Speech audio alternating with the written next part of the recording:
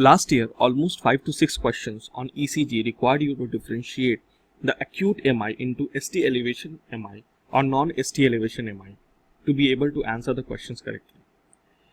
Before we start, can you think of the reason why it is really important to differentiate between ST elevation EMI versus ST elevation MI?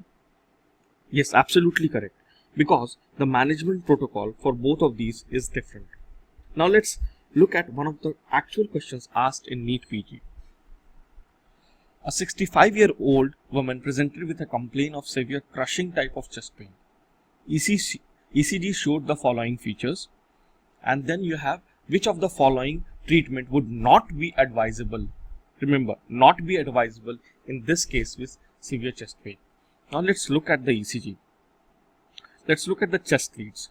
Okay, so here there is a little elevation and flattening of T wave. Again a little elevation with T wave. This looks isoelectric, but the T wave is flattened. Here there is a clear-cut depression of ST segment. See, this is the isoelectric line, and here is the ST segment with no T wave or flattening of T wave, which we call. So V4 we have a depression, ST depression with flattening of T wave. V5 again there is a ST depression with flattening of T wave. V6 again a ST depression with flattening of T wave. So V4, V5, V6 we can clearly see a flatten or T wave depression. Let's look at, so these are all lateral leads. Again, if you see on this one, again which is a lateral lead, there is a clear depression, ST depression. Lead 2, again we can see a ST depression. Lead 3 is isoelectric.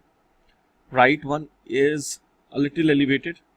Reversal changes, V left, and again in AVF you can see depression and flattening of T wave. So the picture shows of inferior lateral non-ST elevation MI, and since it is a non-ST elevation MI, streptokinase or any other fibrinolytic agent is contraindicated. So answer would be streptokinase.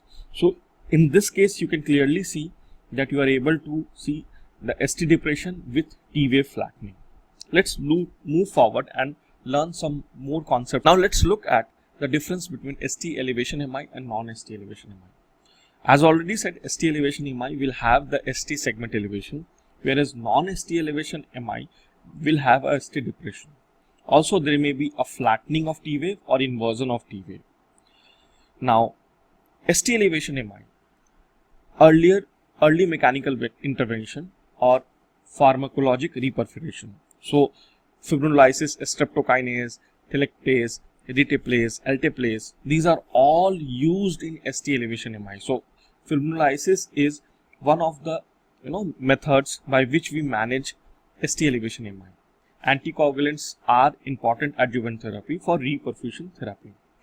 Now, if you see of non-ST elevation MI, only you can go for a early invasive strategy with angiography and intent for revascularization with PCI or CABG, or you can go for conservative therapy, but there is no role of, in fact it is contraindicated. Fibrinolysis and anticoagulants are actually contraindicated in non-ST MI.